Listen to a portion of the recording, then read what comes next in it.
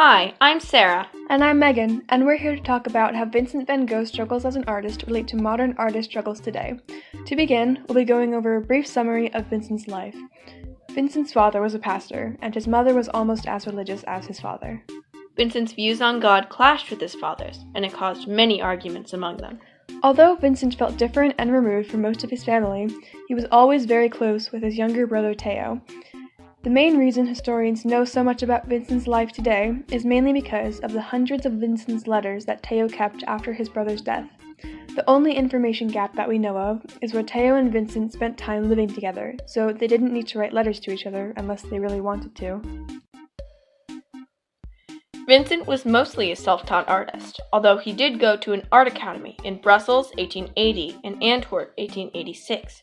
His experience in both academies were short due to his teacher's dislike of his style and Vincent's dislike of traditional teaching methods. Vincent's dream was to live in a house with fellow artists who could compare and relate to his work. He attempted to achieve this by renting part of the yellow-faced stucco building referred to as the Yellow House. In the fall of 1888, he invited a friend and fellow artist, Paul Gauguin, over to live with him for the next 63 days, though the original plan was far longer. In Gauguin's time spent with Vincent, they'd gotten into several arguments over whether or not drawing from the imagination or real life was the ideal art style. In short, Paul Gauguin only drew OCs, and Van Gogh hated it. He did, however, love anime art. When tensions rose too high, Vincent followed Gauguin out of the house with a razor after he stormed out during their fight. After he grew frustrated and turned back around, Vincent used the razor to cut off his left ear, wrapped it in paper, went to a local brothel, and gave it to his favorite prostitute, Rachel, who screamed and fainted after noticing it was his ear. But before she fainted, Van Gogh said to her, "Keep this object like a treasure." After Rachel fainted, the police were called, and they found Vincent passed out at his home the next day. There are a few conflicting theories about the ear incident as a whole, either because of translation issues, Vincent's refusal to talk about it, or simply because of how each time Vincent or Gauguin tried to explain what happened, details were slightly twisted or different from each other. One theory that German historians Hans Kaufmann and Rita Wildegen studied and published is that Gauguin took out a fencing sword to protect himself after Vincent came at him with a razor, the consequences of which led to Vincent's ear being sliced off. The most popular explanation of the ear incident, however, is one that Vincent and Gauguin told to their doctors, friends, and family when asked, that Vincent, in a fit of madness, had sliced off his own ear after a fight with Gauguin, wrapped it up, and gave it to Rachel. We may not know what really happened, but it's safe to say that this is the version most art historians believe. After the ear incident had been dealt with, Vincent was hospitalized and sent to St. Paul Asylum, where he was diagnosed with epilepsy. According to his doctors, Vincent survived mainly on coffee, alcohol, and bread, which probably didn't help his mental health. He actually got better for a while, but there are attacks most commonly associated with temporal lobe epilepsy. Temporal lobe epilepsy is a form of epilepsy that some modern psychologists believe he may have had because of similar symptoms he exhibited from accounts of friends or family members that he lived with. These attacks were worsened when he became intoxicated with his drink of choice, absinthe, which the doctors specifically told him to avoid.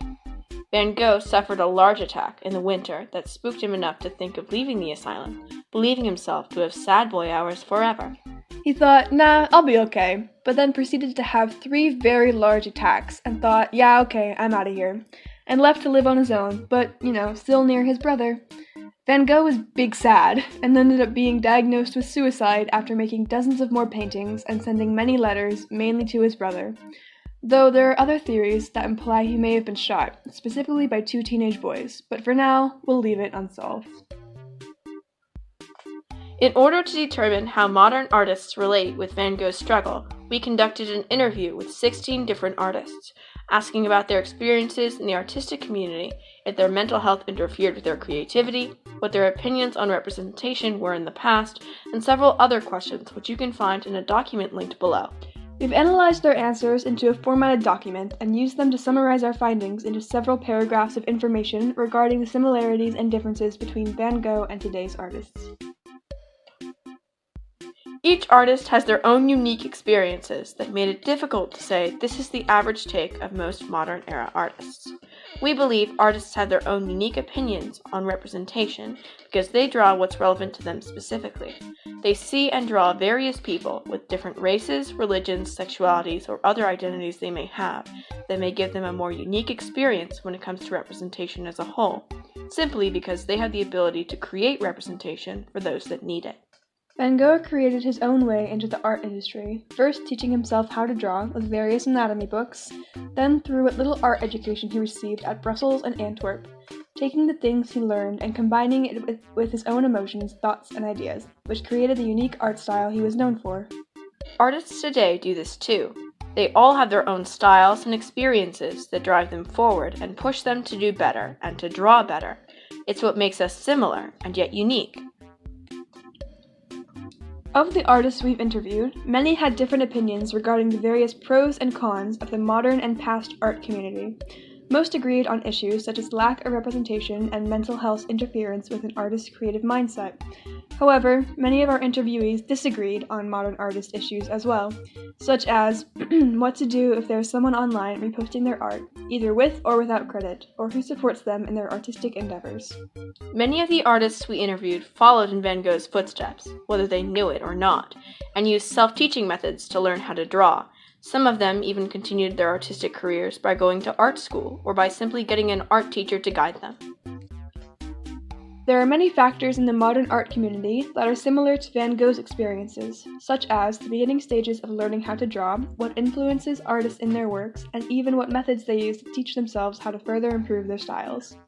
Though there are very prominent differences that are unique to modern artists too, like the surge of art reposting accounts online, how easy it is to message or contact an artist through technology, and the accessibility of buying or selling commissions and other art-related merch through online means, such as PayPal, that let an artist sell their work much easier than they would have in Van Gogh's time.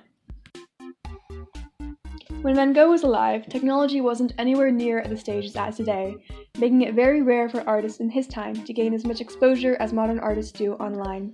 It made Van Gogh's life difficult and left him with little to no money, especially since the people of his time hated his odd art style. Today, you'll find many artists inspired by odd art styles in modern cartoons, books, musicals, and other creations, allowing them to change and adapt their art style as they like. It also allows artists to gain a higher following with like-minded people, allowing aspiring or beginning artists to build up a circle of online friends to give them positivity and support when they go through personal struggles, such as art blocks, depressive episodes, a lapse in art as they focus on studying and improvement, or etc. Van Gogh, however, only had his brother to rely on, aside from his personal therapist and assigned doctors in the asylum. Many artists that we interviewed had different amounts of support. Some had friends, either online or otherwise, to talk and relate to, along with family members to keep them drawing, while others had little to no support whatsoever. Of course, it depends on one's personality, because several of the artists we interviewed mentioned that they relied solely on spite to get them through their beginning stages of the artistic process. Van Gogh was a bit of everything. He relied on Theo as his main, or only support, emotionally and financially, while everyone around him, including most of his own family, told him he wouldn't get anywhere in life and that his art style was too different to get him any sales. This was most likely a large burden on Van Gogh's mental state that took a toll on his well-being and depressive episodes. What didn't help Van Gogh's betterment was his era's societal view of mentally ill individuals. Because most of society already viewed individuals with mental illnesses as mad, crazy, sociopathic, or dangerous, it severely discouraged anyone who knew that they had a mental form of illness to get the treatment they needed. It also dampened their subconscious view of the other patients in asylums that were meant to support them, and often led to them hiding their mental illnesses from both their family and their friends alike. Representation-wise, most of our interviewees had the same general opinion of what it meant to be represented in art, media, books, and other forms of content. The general consensus was that people will look at something that they see themselves in, and believe they are not alone. It will inspire and encourage them that aspects of themselves that they may be insecure about are in fact normal, and not as different as they may believe them to be. In recent times, representation of those who are neurodivergent has gotten better, though it's a long way from perfect. For example, shows with violence will portray characters who are going through traumatizing situations and romanticize the emotional damage that the characters suffer. On the other side of the spectrum, shows may romanticize emotional trauma and turn it into a trendy aspect of the next generation. Obviously, with the internet available to us, the modern artist experience is much different than Van Gogh's. We, as modern society, have many more resources that he didn't have access to, such as alcohol markers and digital art.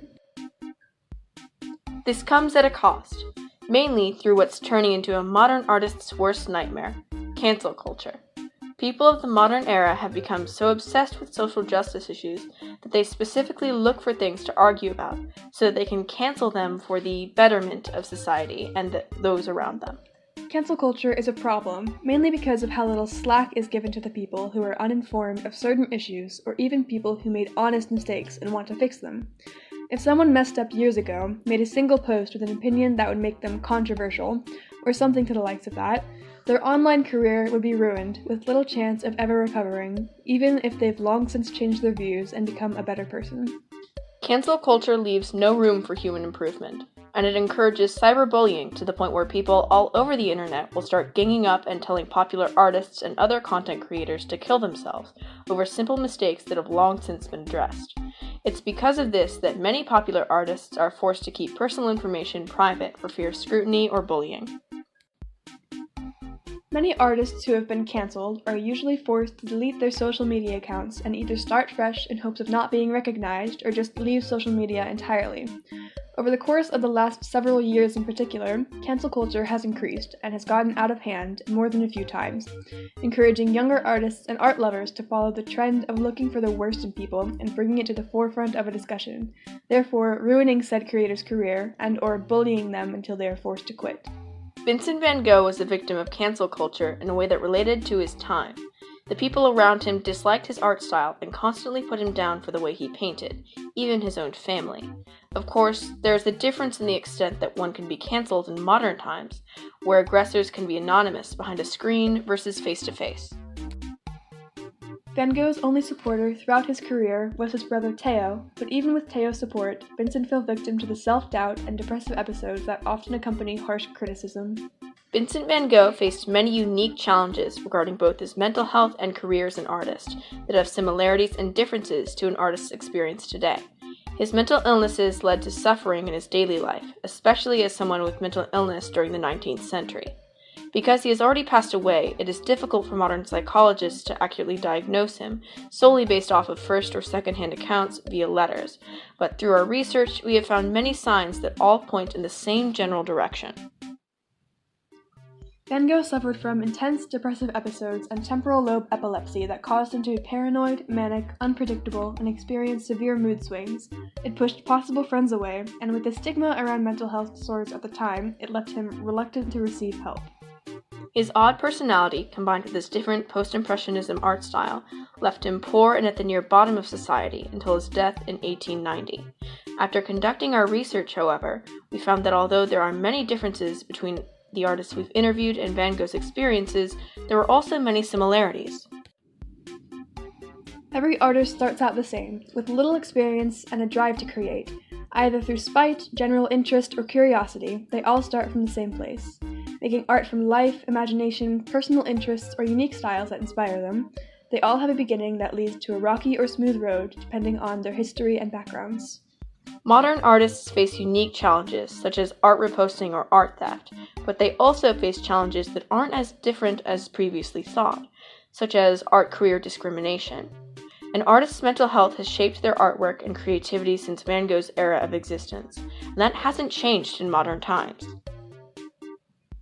A modern artist's mind space will direct them into creating pieces that make them feel, that make them experience things as they see them with their current mind space. It lets them envision what they want to create, but it also dampens them. Depressive episodes or a distaste for their own creations that seeps a little too deep, it all weighs against them, just as it did for Van Gogh.